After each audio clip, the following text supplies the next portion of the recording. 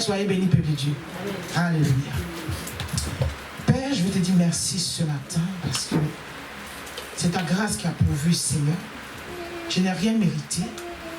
Mais tu as posé ton regard sur la personne que je suis. Tu m'as sorti de la boue. Tu m'as pardonné, tu m'as nettoyé. Et tu m'as conduit jusqu'à toi, Seigneur, merci. Si je suis là, c'est par ta grâce, Seigneur. Je te rends toute la gloire. Et que la chair se taise. Et que, Seigneur, ce soit toi qui parles au travers de ma bouche. Tu renouvelles mon intelligence. Tu me donnes la sagesse qui vient de toi. Et que tu bénisses ta parole, Seigneur. Et qu'elle soit sémée dans une terre fertile.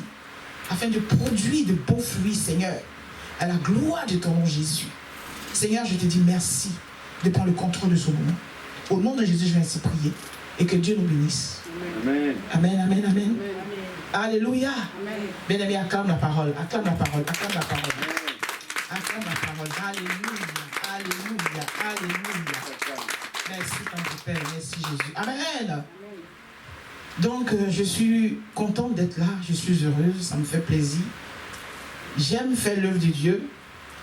Autant ce n'est pas facile, autant ça me procure beaucoup de bien de le faire. Alléluia. Quand je suis en train de faire les choses du Seigneur, mon âme est tranquille. Amen. Et quand je ne suis pas en train de le faire, je suis troublé. Alléluia. J'ai beau chercher quelque chose, je ne trouve pas. Mais dès l'instant où je trouve que c'est le Seigneur qui me demande de faire quelque chose, je commence à bien le sentir. Alléluia. Amen. Donc vous êtes bénis, peuple de Dieu. Alors ce matin, nous allons parler d'un fait, bien-aimé. D'un fait. Alléluia. La parole de Dieu nous dit, dans 1 Jean 1, versets 9 à 10, la parole nous dit que si nous confessons nos péchés, quelqu'un peut dire, si je confesse mes péchés, alléluia. Donc je reprends. Si nous confessons nos péchés, il est fidèle. Hein? Il est juste 2 pour nous pardonner 3 et pour nous purifier 4 de toute iniquité. Vous comprenez l'importance qu'il y a dans la repentance, dans la confession. Alléluia. Et il dit encore par la suite, si nous disons que nous n'avons pas péché, nous le faisons menteur. Et sa parole n'est point en nous. Alléluia. Bien-aimé, te dit que tu es juste. Alléluia. Et que tu n'as aucun péché. C'est comme si tu renonçais à l'alliance. C'est un blasphème, c'est un péché. Alléluia. Alléluia. Alors que nous dit la parole de Dieu encore à cet effet? Nous allons continuer toujours dans Romains chapitre 3. Je fais la lecture. Alléluia. Romains chapitre 3, versets 9 à 24 nous dit ceci. Alléluia. Quoi donc? Sommes-nous plus excellents? Nullement. Car nous avons déjà prouvé que tous, juifs et grecs, sont sous l'empire du péché. Selon qu'il est écrit, il n'y a point de juste, pas même un seul. Nul n'est intelligent, nul ne cherche Dieu. Tous sont égarés, tous sont pervertis. Il n'en est aucun qui fasse le bien, pas même un seul. Les gosiers est un sépulcre ouvert. Alléluia. Ils se servent de la langue pour tromper. Ils ont tous les lèvres un venin d'aspic. Alléluia. Je continue. Au verset 14 nous dit, les bouches est pleine de malédiction et d'amertume. Ils ont les pieds légers pour répandre le sang, la destruction et le malheur sur leur route. Alléluia. Verset 17. Ils ne connaissent pas le chemin de la paix. La crainte de Dieu n'est pas devant leurs yeux. Or, nous savons que tout ce qui est dit de la loi, elle le dit à ceux qui sont sous la loi, afin que toute soit fermée et que tout monde soit reconnu coupable devant Dieu. Verset 20. Car nul ne sera juste devant lui par les œuvres de la loi, puisque c'est par la loi que vient la reconnaissance du péché. Alléluia. Mais, au verset 21, nous dit ceci. Mais maintenant, sans la loi est manifestée la justice de Dieu, à laquelle rendent témoignage de la loi et les prophètes. Amen. Au verset 22, il dit encore, justice de Dieu par la foi en Jésus-Christ pour tous ceux qui croient. Il n'y a point de distinction. Verset 23. Car tous ont péché et sont privés de la gloire de Dieu. Et ils sont gratuitement justifiés par sa grâce et par le moyen de la rédemption qui est en Jésus-Christ. Est-ce que tu peux acclamer la parole? Bien aimé. Alléluia. Alléluia. Bien aimé, nous sommes sauvés par la grâce. Nous sommes sauvés par la grâce. Le sacrifice de la croix. Alléluia. Alors bien aimé, personne ne peut dire qu'il n'a point péché. Ou personne ne peut dire qu'il ne pêche pas. C'est dans la nature de l'être humain. C'est pour ça que Jésus est allé jusqu'à la croix. Pour que nous soyons sauvés gratuitement. Alors bien aimé, nous qui sommes enfants de Dieu, nous devons fonctionner comme Dieu. Nous qui sommes enfants de Dieu, nous devons avoir la pensée de Dieu. Nous qui sommes enfants de Dieu, nous devons réagir comme Dieu. Être enfant de Dieu, ce n'est pas une mode. Alléluia. Oui, dans telle famille, il paraît qu'ils sont tous devenus chrétiens, ils vont tous à l'église. Ben nous aussi on va faire pareil. Non. Dis à quelqu'un, c'est question de salut. Salut. Alléluia. Ce n'est pas la rigolade. Ce n'est pas de l'amusement. Ce n'est même pas de la plaisanterie. Mais ton âme est engagée. Est-ce que je parle à quelqu'un? Amen. Alléluia. Bien aimé, ton âme est engagée. Alors ce matin, nous avons un terme sur lequel nous allons nous entretenir. Un terme sur lequel le Seigneur m'a conduit. Alléluia. Alors, le terme est que la petite honte vaut mieux que la grande honte. Oui, bien aimé. La toute petite honte, c'est préférable. Alléluia. Alors nous allons aller dans la lecture de Luc chapitre 15. Luc chapitre 15.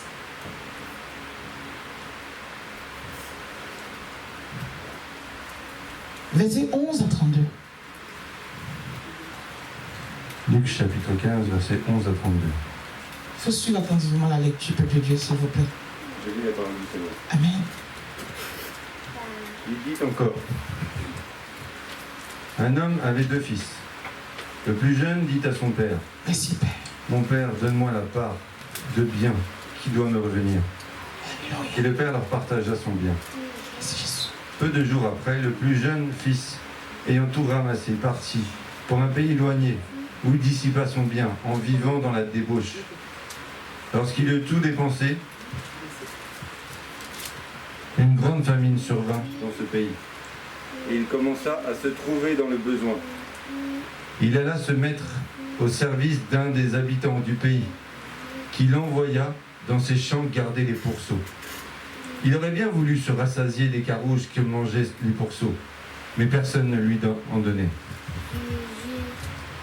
Étant rentré en lui-même, il dit « Combien de mercenaires chez mon père ont eu du pain en abondance, et moi ici je meurs de faim. Je me lèverai, j'irai vers mon père, et je lui dirai « Mon père, j'ai péché contre le ciel et contre toi. Je ne suis plus digne d'être appelé ton fils. Traite-moi comme l'un de tes mercenaires. » Et il se leva et alla vers son père. Comme il était encore loin, son père le vit et fut ému de compassion. Il courut se jeter à son cou et le baisa. Le fils lui dit « Mon père, j'ai péché contre le ciel et contre toi. Je ne suis plus digne d'être appelé ton fils. » Mais le père dit à ses serviteurs « Apportez vite la plus belle robe et l'enrevêtez. Mettez-lui un anneau au doigt et des souliers aux pieds. Amenez le veau gras et tuez-le. Mangeons et réjouissons-nous, car mon fils, qui voici était mort, il est revenu à la vie. Il était perdu, il est retrouvé. Et ils commencèrent à se réjouir. Or le fils aîné était dans les champs. Lorsqu'il revint et approcha de la maison, il entendit la musique et les danses. Il appelait un des serviteurs et lui demanda ce que c'était. Ce serviteur lui dit, « Ton frère est de retour et ton père a tué le veau gras parce qu'il l'a retrouvé en bonne santé. » Il se mit en colère et ne voulut pas entrer. Son père sortit et le pria d'entrer. Mais il répondit à son père, « Voici, il y a tant d'années que je te sers, sans avoir jamais transgressé tes ordres. Jamais tu ne m'as donné un chevreau pour que je ne me réjouisse avec mes amis. Et quand ton fils est arrivé, celui qui a mangé ton bien avec des prostituées, c'est pour lui que tu as tué le veau gras? Mon enfant, lui dit le père, tu es toujours avec moi, et tout ce que j'ai est à toi. Mais il fallait bien s'égayer et se réjouir parce que ton frère, qui voici était mort, et qu'il est revenu à la vie, parce qu'il est perdu et qu'il est retrouvé par Dieu de Tout-Puissant. Amen. Alléluia. Soyez bénis, peuple de Dieu. Nous avons une deuxième lecture, donc je vais vous inviter à vous tenir debout, s'il vous plaît. Pour cette deuxième lecture, Alléluia. Éphésiens chapitre 5, versets 8 à 11. Nous dit ceci. Autrefois, vous étiez ténèbres, et maintenant, vous êtes lumière dans le Seigneur. Marchez comme des enfants de lumière. Verset 9. Car le fruit de la lumière consiste en toutes sortes de bonté, alléluia, de justice et de vérité. Verset 10. Examinez ce qui est agréable au Seigneur. Verset 11. Et ne prenez point part aux œuvres infructueuses des ténèbres, mais plutôt condamnez-les. Parole de Dieu Tout-Puissant.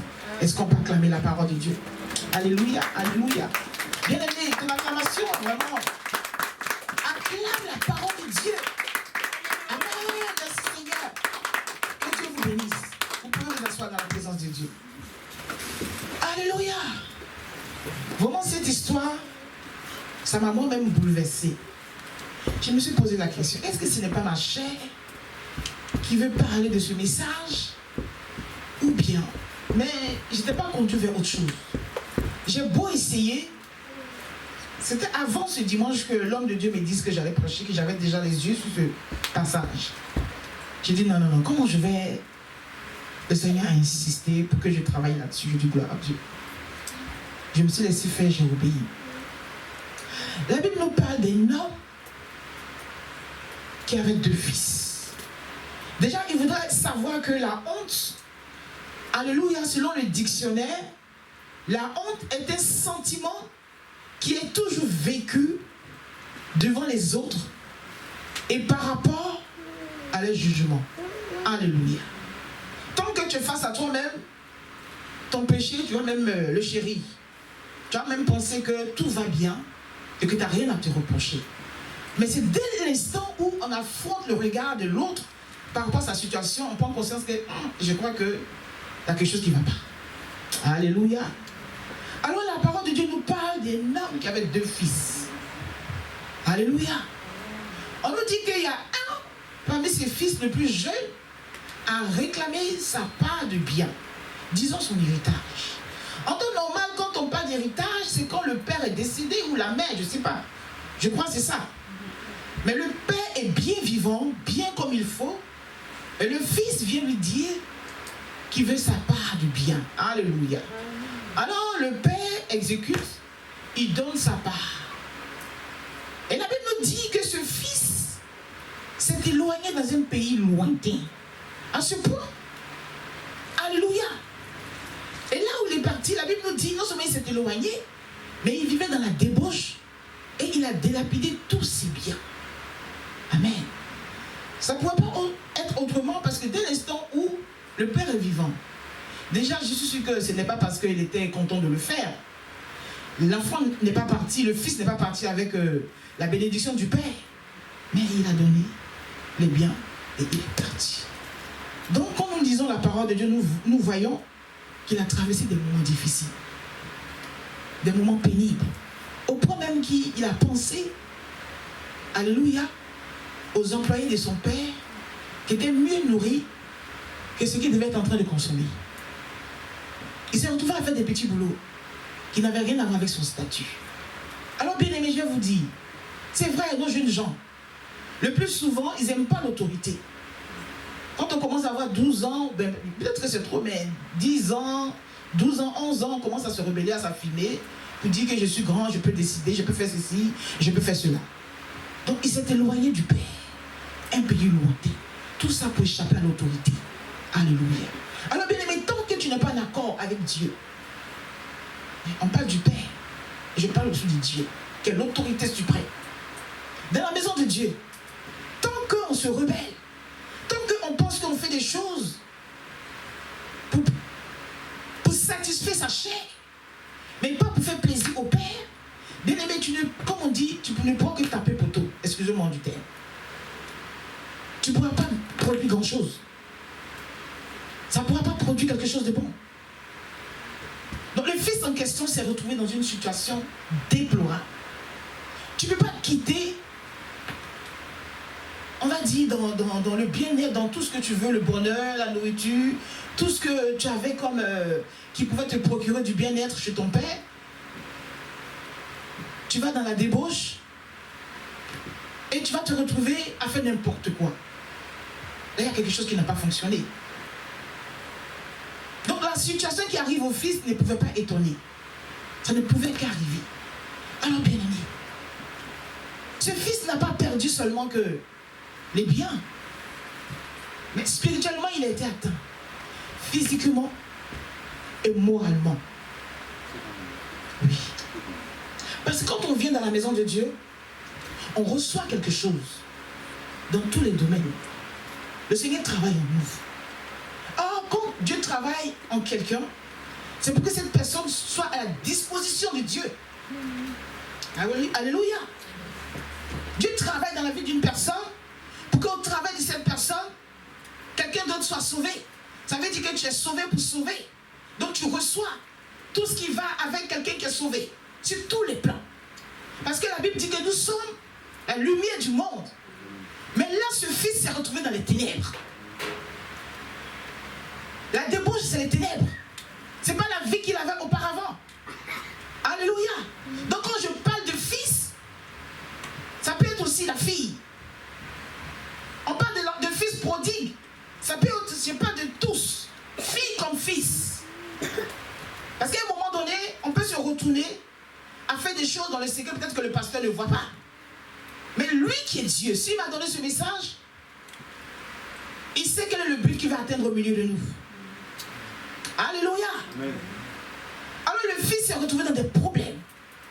Si tu es en accord avec Dieu, disons que tu es en désaccord avec Dieu, mais tu ne peux que te retrouver dans des blocages, dans des difficultés.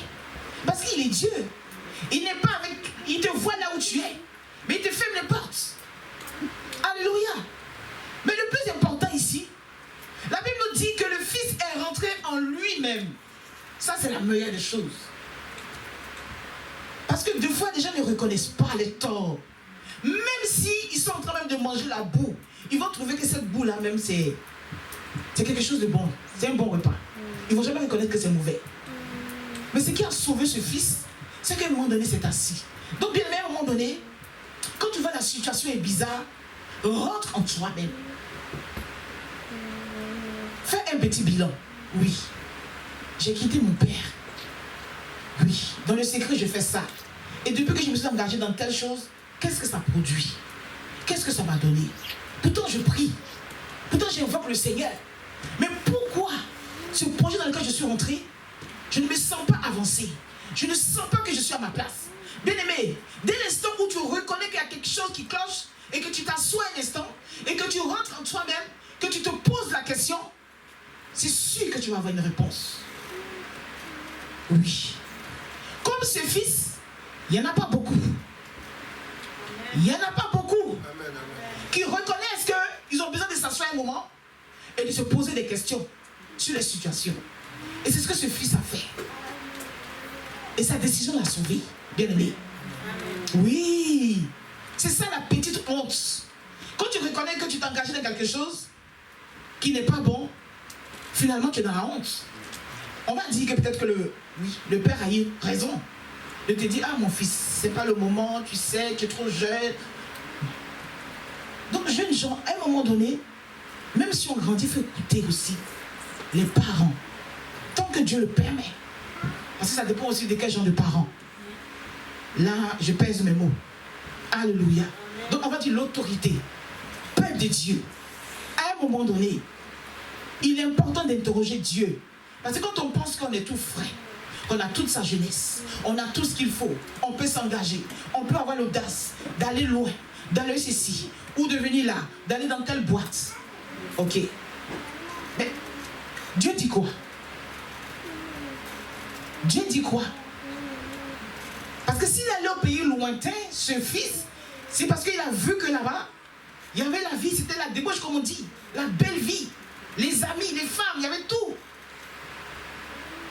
Ça n'a pas été bénéfique pour lui. Ça n'a pas été bénéfique pour lui. Et vous voyez comment il va se repentir. Il dit, j'ai péché contre le ciel. Parce que tout part de là, bien aimé. Oui. Oui, tout part de là. Le voisin, la voisine ne te voit pas. Mais là-haut, le Dieu des cieux, il te voit. Amen. Il nous voit. Il voit tout. Dans le secret. Ce qu'on manigance. Oui. Tu vas te présenter à l'homme de Dieu, à la femme de Dieu, tu vas dire des choses. Si tu es en train de mentir, ou de convaincre l'homme de Dieu que ce que tu dis est vrai, il est humain. Nous sommes humains, on va croire.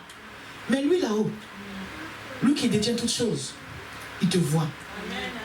Mais ce fils a été sage. Il a été humble. Il a dit, j'ai péché contre le ciel. Et j'ai péché contre mon père. Je ne suis pas digne. Vous comprenez? Être un fils, être une fille. Il pouvait dire, je ne suis pas digne d'être ton enfant. Il dit, je ne suis pas digne d'être appelé ton fils.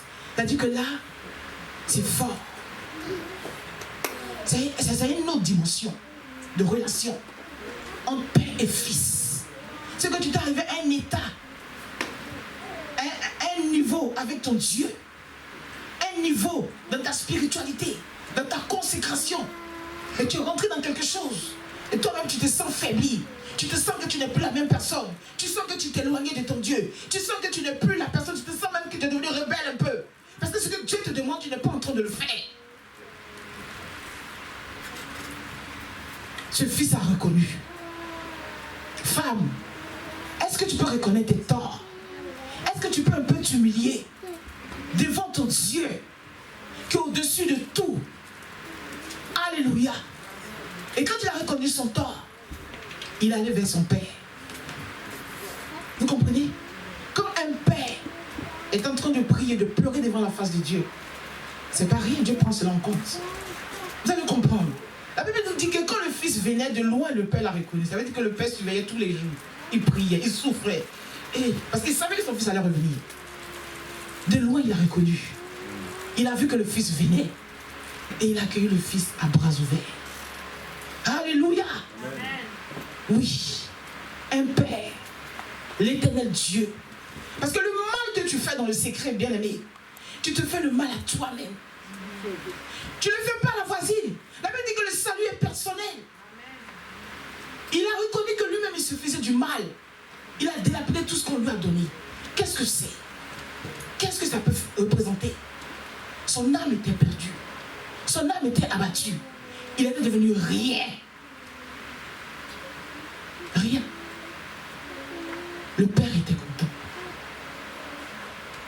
Alors, fils et fille de l'Éternel, est-ce que tu peux rentrer en toi-même aujourd'hui? Tu vas me dire peut-être que je ne suis pas concerné. Ce message n'est peut-être pas pour tout le monde. Mais il y a quelqu'un qui se reconnaît. Si le Seigneur permet ce message, c'est qu'il est en train d'interpeller la conscience de son peuple. Celui qui reçoit cette parole, reçoit sa grâce, reçoit la bénédiction, reçoit quelque chose de Dieu ce matin. Alléluia. Bien-aimé, à un moment donné, rentre en toi-même. Oui. Pourquoi je ne brille pas? Pourquoi je n'avance pas? Pourquoi au stade de ma chrétienté, je continue d'être visité par la Marie de nuit? Comment ça se fait qu'au stade du nombre d'années passées à l'église, je me retrouve encore dans des critiques, à calomnier, à dire des méchancetés sur les autres? Mais bien aimé, tu es pareil que ce fils. Oui. Parce que dans tes actes, tu t'es éloigné du Père. Tu te retrouves dans quelque chose que tu ne devrais plus. Et le Père était content. Il dit, mon fils était perdu. Ah oui. Son fils s'est égaré. Bien aimé. Son fils s'était égaré. Il était allé à la mort. Il dit, il est revenu à la vie. Et le Père était content. Il a fait une fête. Alléluia. Bien aimé, est-ce que tu peux acclamer la parole de Dieu?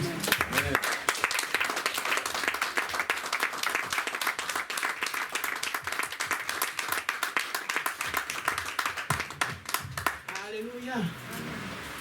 Au verset 17, il nous dit ceci. Je me retrouve à la page.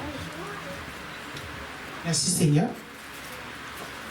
Au verset 17, il est dit comme ça.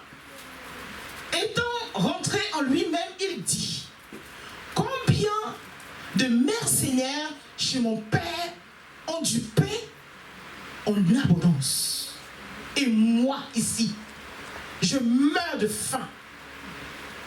Je me lèverai, j'irai vers mon Père et je lui dirai, mon Père, j'ai péché contre le ciel et contre toi.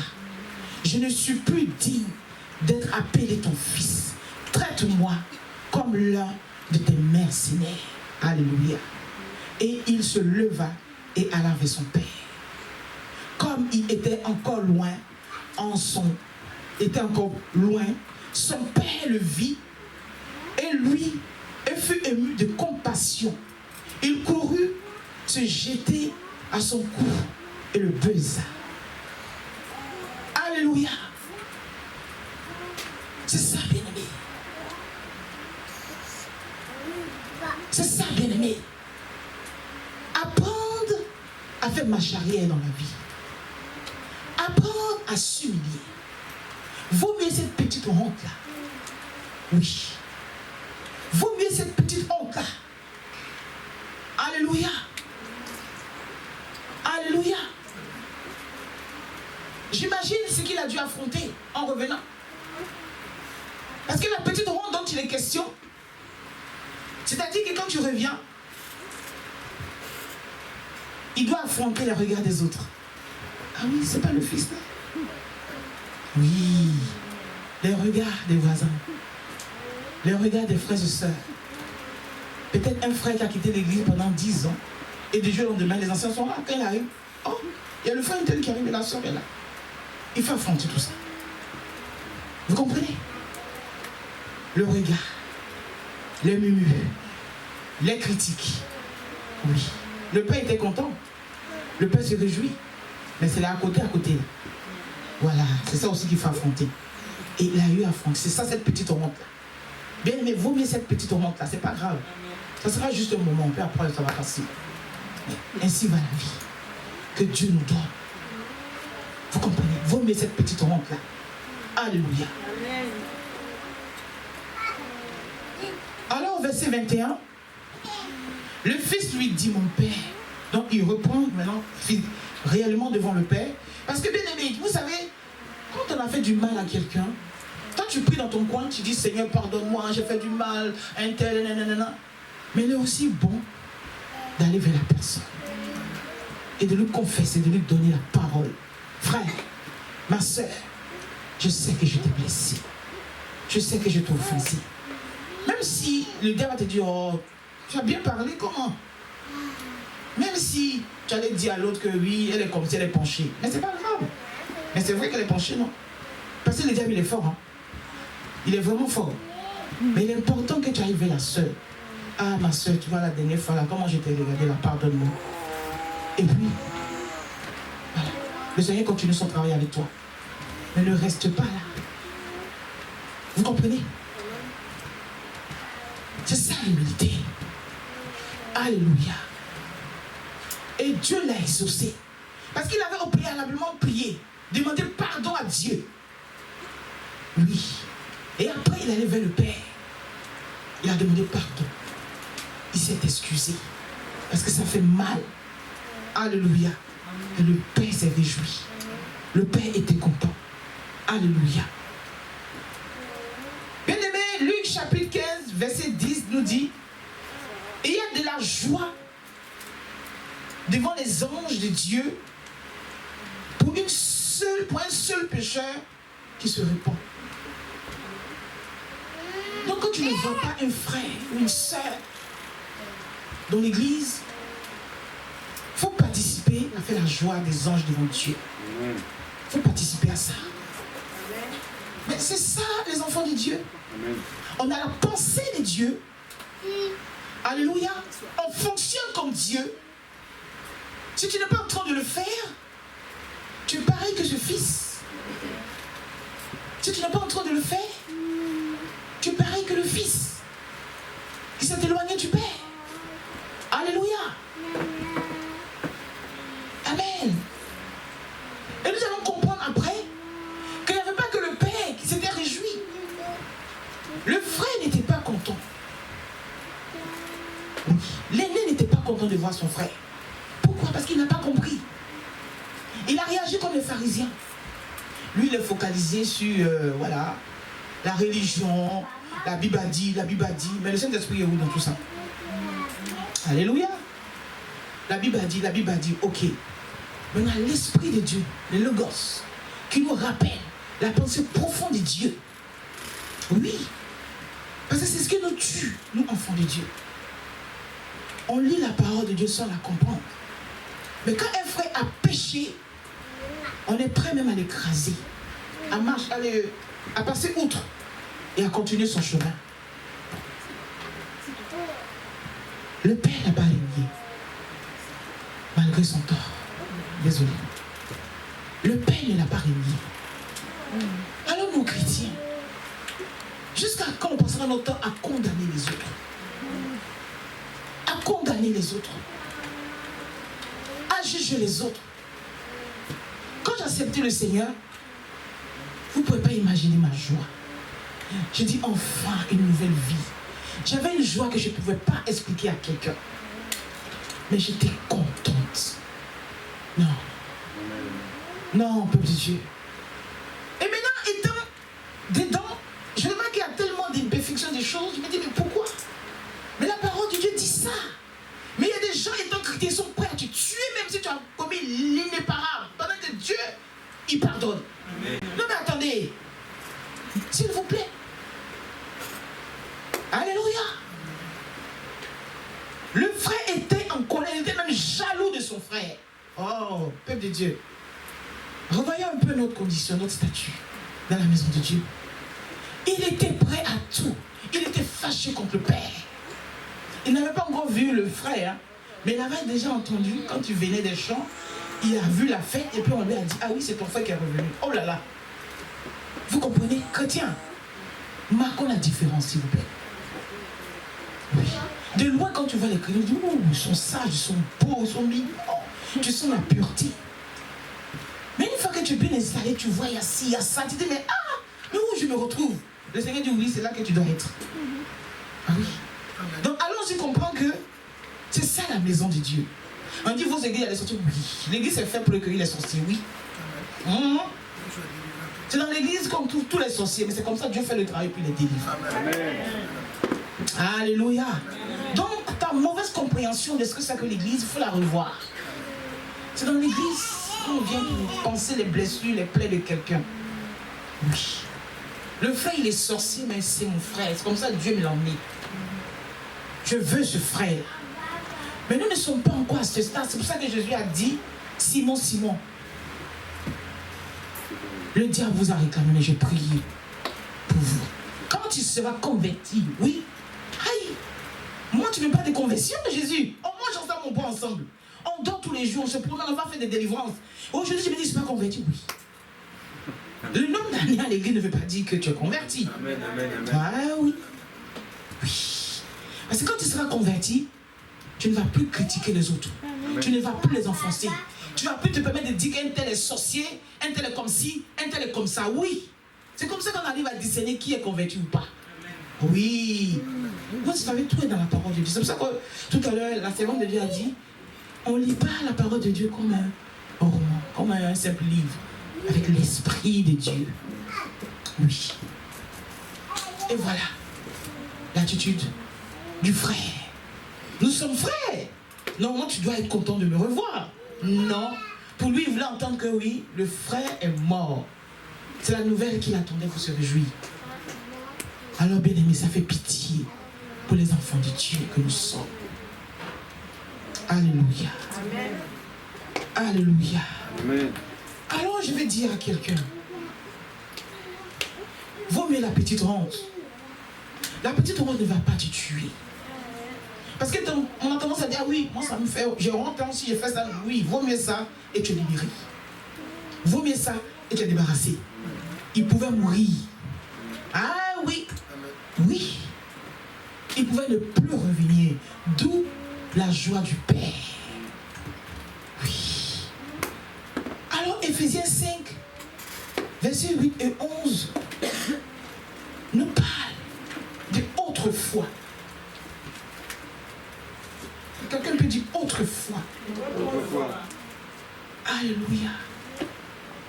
Je vais retrouver ma page, s'il vous plaît. Merci, Seigneur. On nous dit autrefois, alléluia, ténèbres. Autrefois, ténèbres. Autrefois, sans Jésus, malédiction. On croit qu'on vit, on est en ville, on se promène, mais on est mort. Autrefois, ténèbres. Mais aujourd'hui, avec Jésus, la lumière, je suis enfant de lumière. Alléluia. Donc, il est important que chaque jour, il y ait une remise en question par rapport à mon Dieu qui a payé ma rançon, mais gratuitement. Il n'a rien demandé à tes ancêtres, il n'a rien demandé à ta famille. Oui, il n'a même pas demandé leur avis. Mais il allait payer le prix pour toi qui es assis ici. Il a fait. Il n'a pas demandé l'avis d'une famille. Dans le jardin de Gethsémani, quelque chose s'est passé. Quelque chose, un prix. Il allait lutter. Est-ce que, peut-être que, non. Ok, que ta volonté soit faite, Père. Alléluia. Donc aujourd'hui, tu es un enfant de lumière, bien-aimé. Le Seigneur veut vraiment que chacun rentre en lui-même. Est-ce que dans ce que je suis là, est-ce que, Seigneur, tu es dedans? Est-ce que tu m'approuves? Est-ce que je me sens pure? Est-ce que je suis ta fille? Je peux me dire que je suis ta fille, je suis digne de ta fille, bien-aimée. Est-ce que je suis digne de ton fils? Alléluia. Enfants de lumière, bien-aimés, nous sommes affranchis. Alléluia. Nous sommes libérés. Et nous avons la victoire sur l'ennemi. Oui. Nous avons reçu un pouvoir par la grâce de Dieu. Autrefois, je pouvais recevoir un coup. Je vais rester pendant 1 semaine, 2 semaines couché parce que... Mais aujourd'hui, dès que je reçois retour à l'envoyeur, au nom puissant de Jésus-Christ. Parce qu'il dit, nous avons reçu le pouvoir de marcher sur la puissance de l'ennemi. Serpent, scorpion, tout ce que vous voulez. Tu l'as reçu, bien-aimé. Ce n'est pas pour une catégorie de personnes. Mais toi, qui as accepté Christ comme sauveur et libérateur, tu as reçu ce pouvoir-là en toi. Donc, quand tu sens qu'un comportement, ça ne tourne pas rond, prends un moment de jeûne. Seigneur, j'ai vu moi-même que... De toute façon, j'ai parlé aujourd'hui, là. Je sens qu'on ne parle pas comme ça à quelqu'un. Oui. Le Saint-Esprit aime ça. Il aime notre volonté de nous améliorer, on va dire, de nous changer. C'est changer, pas améliorer. Transformer, voilà. Il casse, il brise. Et puis il reconstruit. C'est ça qu'il veut. Il brise l'orgueil qui pue, là, qui est en nous, excusez-moi. Oui, parce que ça sent mauvais, ça tue, ça conduit à l'enfer. Excusez-moi, Père, je suis révolté. Il brise ça. Et maintenant, il te façonne. Vous croyez que c'est quand tu vas aller jeûner? C'est vrai, il t'a entendu. Hein? Mais il va te mettre devant une situation pour voir. Si tu as compris que l'orgueil doit partir, tu as fait de longs jeûnes. Tu vas prier du matin jusqu'au soir. Et il te met en face d'une situation. Il dit, ah, elle a prié la jeûne, mais elle n'a rien compris. Et puis le diable, là, il acclame. D'où il y a des gens qui prient beaucoup qui jeûnent. Mais on ne voit pas la transformation. Parce qu'ils sont fermés, ils sont aveugles, ils n'ont rien compris. Bien-aimé, ouvre ton cœur.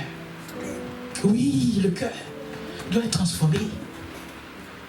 Alléluia. Alors, comme je dirais, fonctionne comme Dieu. Cherche l'intérêt de Dieu. Fais ce qui plairait à Dieu. Pas ce qui plairait à ta chair. Ta chair te dira autre chose. Ta soeur t'a regardé comme ça. Tu la regardes aussi comme ça aussi. On a entendu ça, si ça.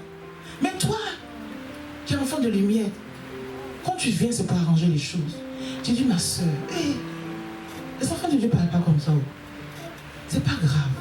Va avec la soeur, j'allais parler. Faut encourager. Oui, ça fait des années qu'on entend ce genre de paroles, mais on ne change pas. Mais maintenant, bien aimé, il faut changer. Maintenant, il faut changer. Alléluia. Oui, bien aimé. Parce qu'il arrive des fois qu'on prend ses propres jugements que le Saint-Esprit m'a dit. Ça arrive souvent. Le Saint-Esprit m'a dit, Saint-Esprit m'a dit, Saint-Esprit m'a dit. Or, la parole de Dieu nous dit ici que quand le Saint-Esprit vraiment est dans une affaire, c'est pour arranger les choses. Pas pour blesser, pas pour choquer. Oui, bien aimé. Même si c'est catastrophique, mais si le Saint-Esprit dit parle comme ça, comme ça que tu as dit là, ça va faire quelque chose. Ah oui. Parce que tu ne vas pas te braquer sur toi, ce que tu penses. Et tu dis Saint-Esprit. C'est quand tu dis Saint-Esprit, on parle pas. On dit ok, c'est Saint-Esprit a parlé. Mais tu sens que les gens ne sont pas bien. Ils ne sont pas bien positionnés. Parce que tu les as bloqués en disant le Saint-Esprit m'a dit. Alléluia. Alors bien aimé, qu'est-ce que Dieu nous recommande en tant que chrétien, en tant qu'enfant de Dieu? Alléluia. Je prends l'exemple d'un voleur. Le temps, Jésus fait nous grâce. Quand un voleur vient dans l'église et que Dieu te révèle que ma fille qui est rentrée là, c'est une voleuse. Ma fille là. Le sang de Jésus sur vous, c'est pas vous, hein, c'est un exemple. Le sang de Jésus, le sang de Jésus. Ma fille qui est rentrée là, c'est une voleuse.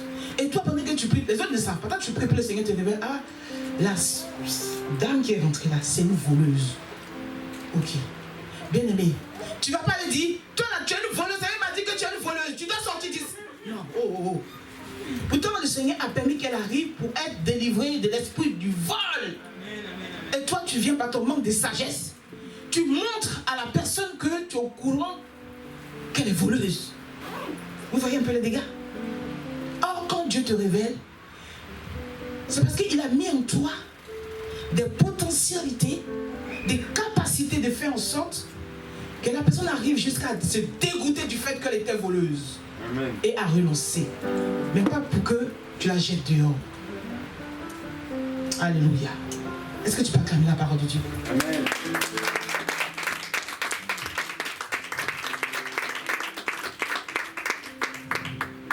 Alléluia. Alors bien aimé, le Saint-Esprit, c'est la valeur ajoutée à notre vie. Le Saint-Esprit nous éclaire dans notre pensée, dans l'intelligence, dans la sagesse, il nous donne tout. Même comment parler à une personne. Donc il faut faire très attention. Dieu m'a dit là. Il faut vraiment examiner ça. Amen. Si. Examinons ça bien comme il faut. Pour que les choses soient faites dans l'ordre, dans l'harmonie, dans la paix et dans la joie. Pour que tout le monde soit édifié. Chacun en sort victorieux. Que Dieu nous bénisse. Amen.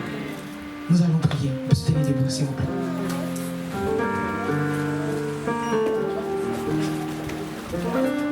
Alors, bien-aimé, tu vas te repentir. Comme ce fils prodigue, soit ce fils-là, qu'aujourd'hui, ou la fille qui revient vers son père. Oh, alléluia. Oh, bien-aimé, sois sérieux, s'il te plaît. Je ne sais pas pourquoi ce message. Mais bien-aimé, rentre en toi-même. Rentre en toi-même. Et revois ta vie un instant. Revois tes actes. Où tu es allé, dans quoi tu t'es mise. Pourquoi t'es-tu si éloigné de ton Père, de ton Dieu? Réponds-toi. Oui, bien-aimé, réponds-toi. Qui as-tu offensé? À qui as-tu fait du tort? Oui, tu t'es éloigné de ton Dieu. Tu as baissé dans ta vie de prière. Tu as baissé dans tes moments de jeûne. Tu priais volontairement pour telle situation. Et Dieu aimait ça, te voir dans sa présence. Tu priais beaucoup. Quand tu vois une situation dans la vie d'un frère ou d'une soeur, tu prenais des moments de jeûne pour prier pour cette soeur, pour ce frère. Tu priais beaucoup pour l'église, sans même qu'on te demande de le faire. Mais aujourd'hui, tu t'es retracté. Tu ne le fais plus et ton Dieu te sent si éloigné de lui. Je parle à quelqu'un ce matin. Ton Dieu te sent si éloigné de lui. Oh, bien-aimé. Ton Dieu te sent si éloigné de lui. Oui, bien-aimé. Rentre en toi, s'il te plaît. Rentre en toi, s'il te plaît. Rentre en toi, mon enfant. Ma fille, mon fils. Rentre en toi. Rentre en toi. Rentre en toi. Rentre en toi. Rentre en toi. Rentre en toi. Et parle-lui. Rentre en toi. Et parle-lui. Parle-lui. Parle-lui. Rentre en toi. Qu'est-ce qui t'a éloigné de ton Dieu? Qu'est-ce qui t'a éloigné?